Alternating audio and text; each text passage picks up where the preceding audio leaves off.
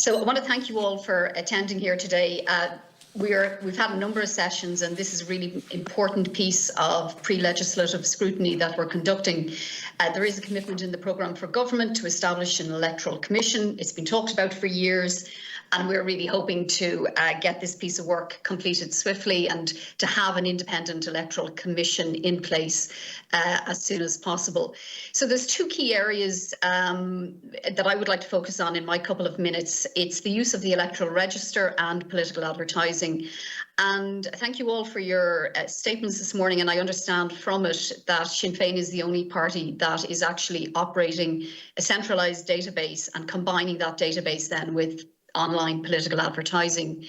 So as I understand it, Owen, the database, I heard what you said, it's a cloud-based database. I guess it's hosted in servers internationally in the US and Germany and Bosnia and Northern Ireland or wherever.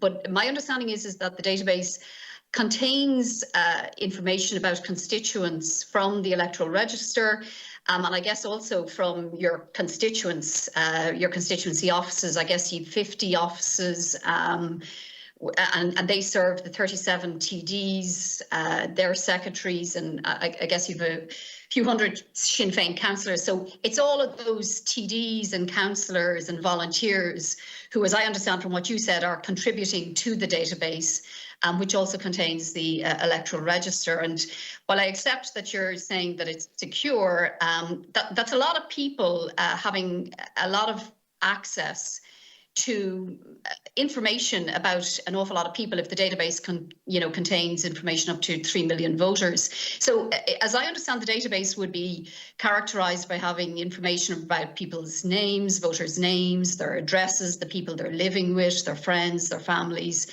And I guess if somebody was to go to a local councillor, go to maybe Seamus McGrattan in Cabra or Larry O'Toole, they might also give their PPS number, they might give their phone number, their email address, or their status of their employment if it was a housing issue.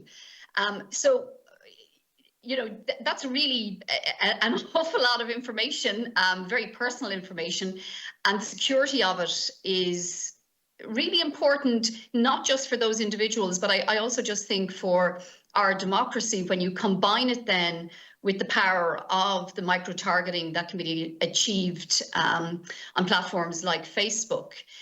And I see from Sinn Féin's Facebook ad profile, you've got 17 managers, advertising managers, Sinn Féin advertising managers based in the US and Germany and Serbia, I think, and Ireland. So I'm presuming that those 17 Facebook managers, combined with all of your TDs and councillors and the volunteers that have access to the database, have access to and are managing all of that data.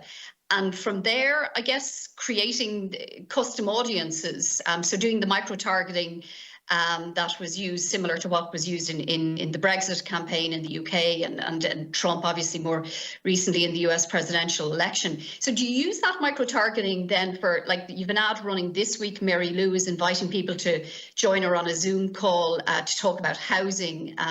Do you use that micro-targeting in the database to do that? And if that's the case, I suppose that's our challenge. We need to understand, is that really, are people really comfortable with that? Is that really good for our democracy? And how is that going to impact on our democracy going forward? And it's not just Sinn Féin, every other party has access to do this, you're right.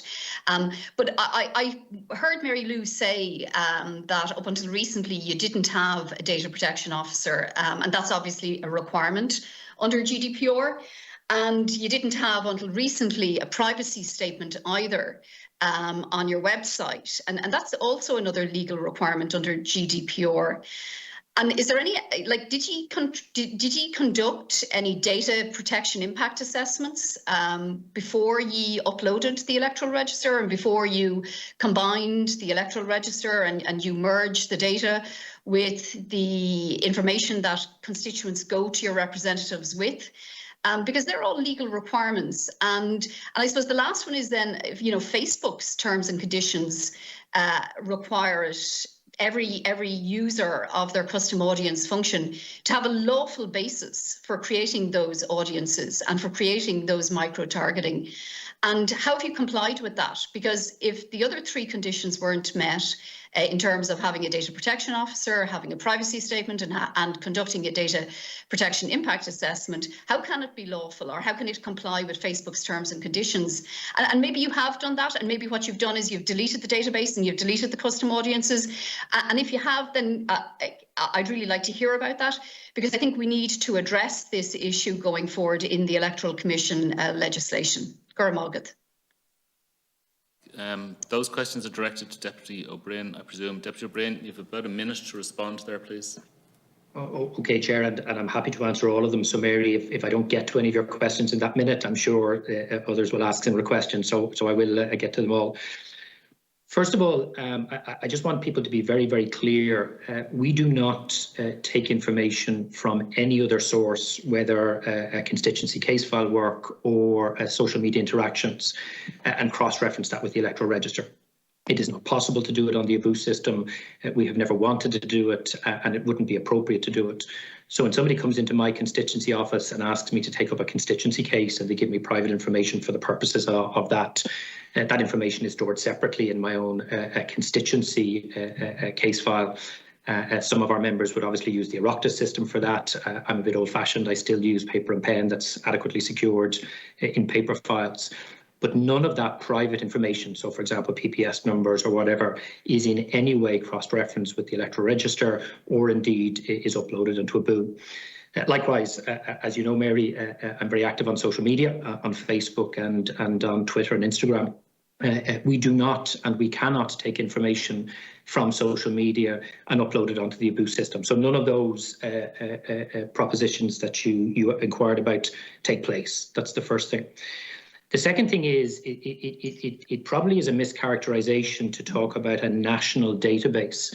When you log on to the ABU system, as I would do as a candidate or director of elections, I can only access the register to which I am entitled to access, which is the Dublin Midwest Register. The only people who will have access to that register is either I as a candidate or my director of elections or director of canvass. And we will only use that register during the course of elections. And the purpose of that is for the purpose of canvassing, knocking on doors, talking to people, persuading them to vote for us. And if those people voluntarily confirm to us they'll vote for us, and then we take a note of that, so that on election day in our Get Out the Vote operation. Sorry, Deputy O'Brien, I'm going to have to interrupt you there because I need to stick strictly to time slots here.